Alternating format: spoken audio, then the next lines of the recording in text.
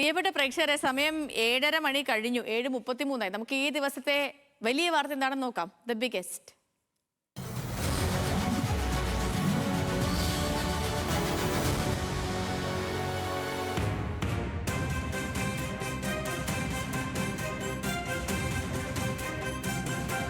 മുസ്ലിം league പ്രവർത്തക സമിതി യോഗത്തിൽ മന്ത്രിമാർക്കും നേതാക്കൾക്കുമെതിരെ രൂക്ഷ വിമർശനം.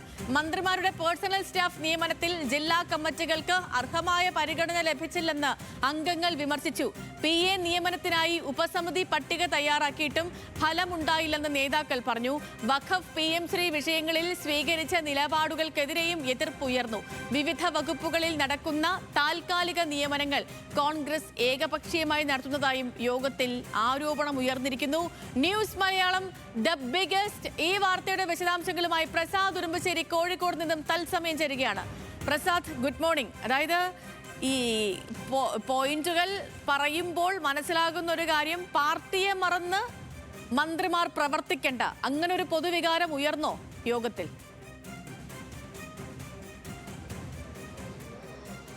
Good morning Sethu. ഇന്നലെ കോഴിക്കോട് ചേർന്ന പ്രവർത്തക സമിതി യോഗത്തിൽ അതിരൂക്ഷമായ വിമർശനമാണ് നേതാക്കൾ ഉയർത്തിയിട്ടുള്ളത്. അതിൻ്റെ ഏറ്റവും പ്രധാനപ്പെട്ട വിമർശനം എന്ന് പറയുന്നത് 5 മന്ത്രിമാരുണ്ട്. അവരുടെ പേഴ്സണൽ സ്റ്റാഫ് നിയമനവുമായി ബന്ധപ്പെട്ടുകൊണ്ട് പാർട്ടിക്ക് കാര്യമായ അല്ലെങ്കിൽ അതോടെ ജില്ലാ കമ്മിറ്റികൾക്കും അർഹമായ പരിഗണന ലഭിച്ചിട്ടില്ല എന്നുള്ളതാണ് വലിയ വിമർശനം. വയനാടിലെ നേതാവാണ് ഇതിൽ ഏറ്റവും വലിയ വിമർശനം ഉന്നയിച്ചിട്ടുള്ളത്.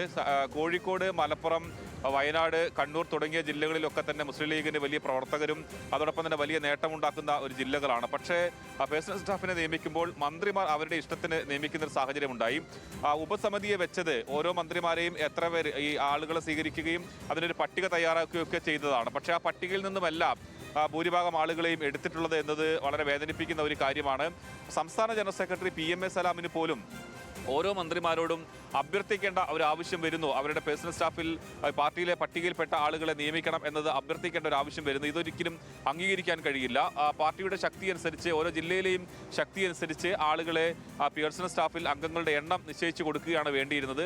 അങ്ങനെ ഉണ്ടായിട്ടില്ല എന്നുള്ളതാണ് വിമർശനം. ഇനിയെങ്കിലും അത്തരം കാര്യങ്ങളിൽ ജാഗ്രത പുലർത്തണമെന്ന് നേതാക്കളോട് യോഗം ആവശ്യപ്പെടുന്ന ഒരു സാഹചര്യം ഉണ്ടായിട്ടുണ്ട്. മറ്റൊന്ന് മന്ത്രിമാരുടെ പ്രസ്താവനകളാണ്. ഇപ്പോൾ PM ശ്രീ ആണെങ്കിലും വഖഫ് വിഷയത്തിലാണെങ്കിലും ഒക്കെ നേതാക്കളുടെ വിഷയവും മന്ത്രിമാരുടെ നിലപാടുമൊക്കെ വലിയ വിമർശനങ്ങൾക്ക് കാരണമായി മാറിയിട്ടുണ്ട്. ഇത് പാർട്ടിക്ക് ദോഷം ചെയ്യുന്നു എന്നുള്ളതാണ് പറയുന്നത്.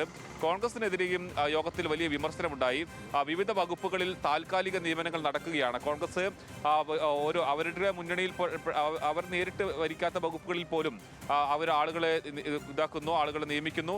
അത് ഏകപക്ഷീയമായ നിയമനം നടത്തുന്നു. അത് ശരിയല്ല. മറ്റ് പാർട്ടിയിൽപ്പെട്ട ആളുകൾക്ക്, മുസ്ലിം ലീഗ് ഉൾപ്പെടെയുള്ള ആളുകൾക്കും താൽക്കാലിക നിയമനത്തിൽ അവരോടൊപ്പം നിൽക്കുന്ന ആളുകൾക്കൊക്കെ അവസരം കൊടുക്കേണ്ടതുണ്ട്. അതിൽ ഏകപക്ഷീയമായ ഒരു നിലപാടാണ് കോൺഗ്രസ് സ്വീകരിക്കുന്നത്. ഇത് അംഗീകരിക്കാൻ കഴിയില്ല എന്നുള്ളതാണ് പറയുന്നത്.